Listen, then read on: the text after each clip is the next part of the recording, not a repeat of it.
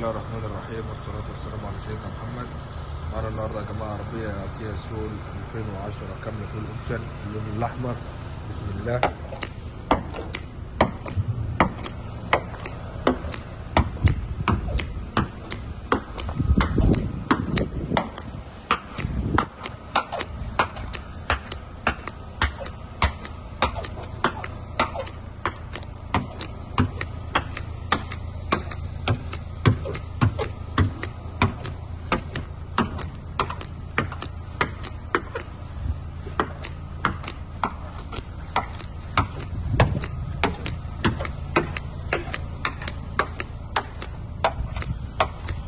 نزلت الفابريكا يا جماعة لسه زي ما هي على الجنبين.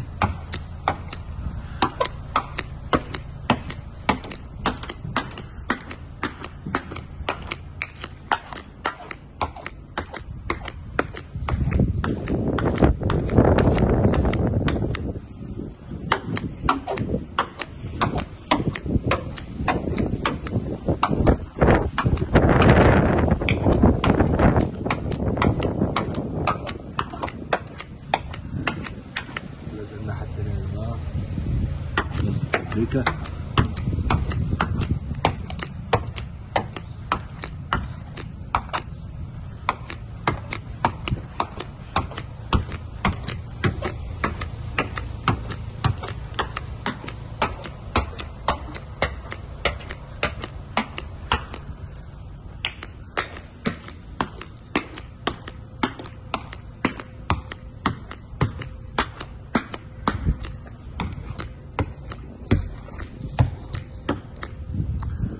يا جماعة بسم الله ما شاء الله ما فيهاش جرام بوهية.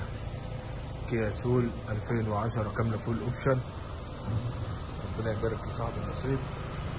العربية بدون جرام بوهية، حاجة في منتهى الحلاوة. العربية أجمل من الفيديو يا جماعة.